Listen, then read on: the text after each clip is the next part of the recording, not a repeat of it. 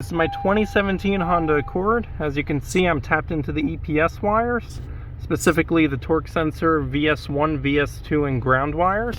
It's going over to a little breadboard I'm just using for jumpering and making sure things are connected right. It's going to my Analog Discovery 2, which is an amazing tool for in the field use. I'm going to be using two scope channels as well as the two arbitrary waveform generator channels, which basically simulate a DAC.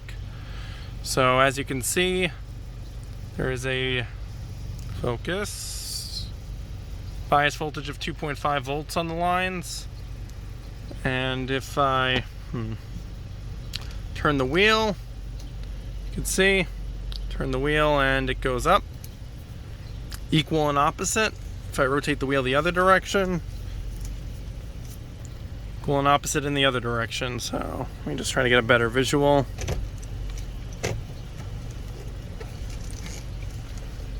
Makes sense. So it's actually quite easy to reproduce. It's just one-to-one, equal and opposite. So I'm just going to use the DAC, which I have set to 2.5 volts with a 500 millivolt amplitude. So this peaks at around 3 volts and this peaks at around 2 volts, so plus minus 500 millivolts from 2.5. So 1 second.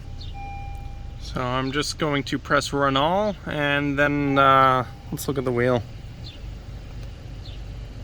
So as you can see, the wheel slightly turns. It's not quite a lot, but then again, you have to remember we're not moving, so I can definitely overpower the wheel here. And also, remember, this is the peak current, right? This is the peak current, this is the peak current. When it hits that one point, as it gets closer to the center, it eases off. So I'm just going to increase the amplitude slightly. So let's increase that to 700 millivolts. And let's see what we got. So as you can see, we're going up and down more, and the wheel is turning more, as we would all expect. It's not rocket science, so let's just increase that a little bit more. So I'm just going to hit stop, and as you can see, I'm not generating any errors on the EPS. There are a few circumstances I've learned which do generate errors. So now we're at 1 volt for differentials. So this is 3.5 and this is 1.5. And as you can see, we're going to spin end to end. And this is very difficult to hold. It's possible, but you wouldn't want someone to have to ever require this amount of strength to hold the wheel. So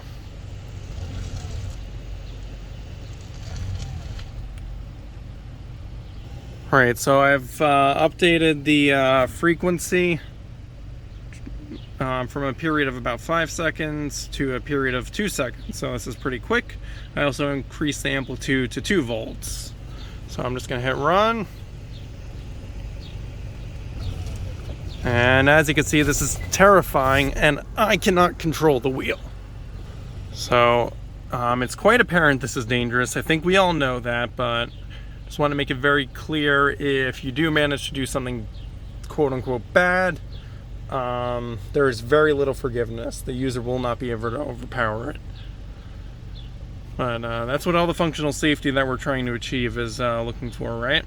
So let me just do a couple of other tests we might want to see. So I have the DC voltage set to 2.5 volts. And, well, I'm not going to be able to turn the wheel because I have no feedback for the user input, which we have some ideas how we're going to look at that. Let's just see, is it a perfectly differential signal we're looking at? So channel 1 must move and channel 2 also must move, or if channel 1 moves and channel 2 doesn't move, what happens? So let's just increase channel. So as you can see, I increased channel 1 to 3 volts and left channel 2 at 2 volts. I have no EPS fault on my dashboard, and my wheel did a slight jerk, so I'm just gonna put that back down to 2.5. Dropped down to 2 volts by accident. So let me just reset the EPS error. So let me just go up to 3 volts. I reset the EPS. I don't know if it was apparent, but I know before I was getting a slight jerk.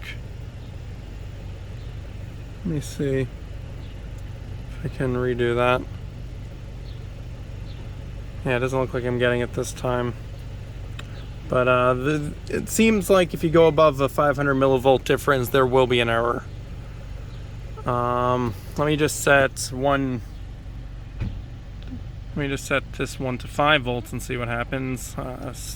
Say one of the DACs fails, short circuit to VDD, and EPS error comes on, so that's good. Let me just try a different scenario.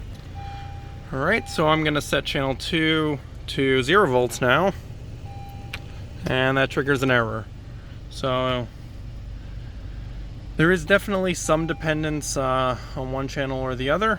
Let's try to make this 100 millivolts and see what happens.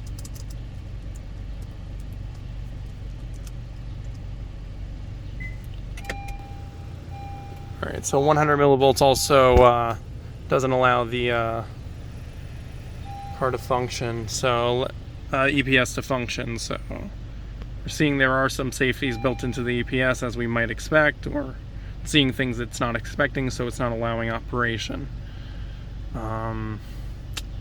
Let's try something else. Alright, so I'm set to 4.5 volts and 500 millivolts, and I'm just going to hot plug the DAC. So let's just see what the oh, yep, that. So that threw it all the way around. I don't even know if that was caught on video.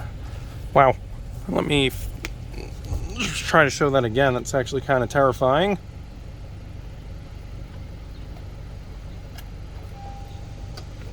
And this time I managed to trigger an EPS error. Right.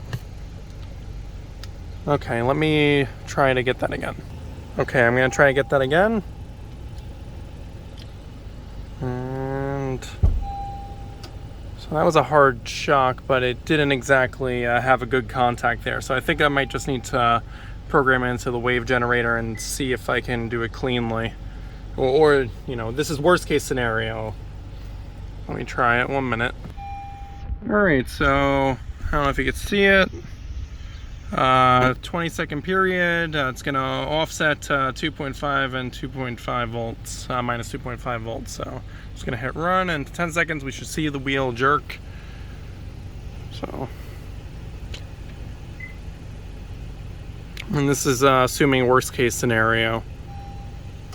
Alright, so in this case it looks like we've managed to actually trigger the EPS to fail. So that would be actually ideal. But I don't know if we should count on that.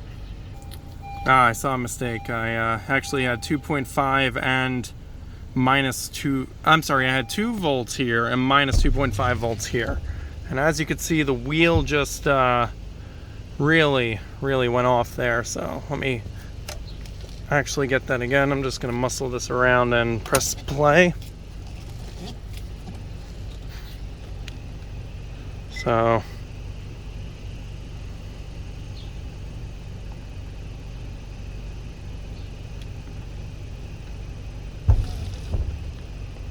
yeah, so that is a ridiculous amount of torque. Let me try to get some current measurements.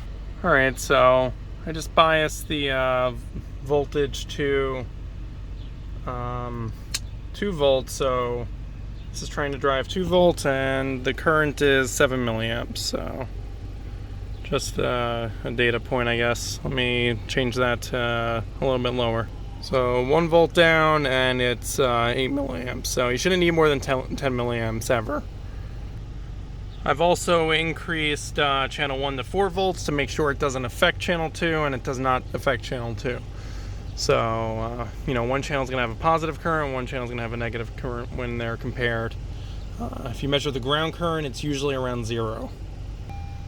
Something else to note is if you ever wanted to try to change where the offset is, you're not able to do so. I'm at 1.6 and 1.6 volts on both lines. Focus. And I do have an EPS light immediately, so that's not an option. Okay, so now I've done something a little bit different. I added series resistors to limit the current that is allowed to flow from the DAC to the EPS, so there should be a slight voltage difference. And I also moved one of the channels over from one of the VS channels to the other. So I'm measuring the voltage across the resistor now. So the DAC voltage as well as what the EPS is actually seeing. So you can see if I move the steering wheel, well, you can't see a steering wheel. If you move the steering wheel, one side responds, one side doesn't. So I'm going to attempt to see if there's any control that I gain by just limiting the current a little bit. I wouldn't expect this to be perfect, but maybe there's something in it. So 120 ohms is a little bit much. As you can see, the torque is quite limited here. It's only about 500 millivolts for 1.5 volts in. I could do some actual math and figure out the right value, but I could do that a little bit later. But I'm just going to see what happens if I try to hold the wheel. And as you can see, my wheel hold does affect the voltage waveform. It's not perfect, but you could use this for some type of feedback possibly. But I definitely do have some strain trying to hold it. So it's just a thought.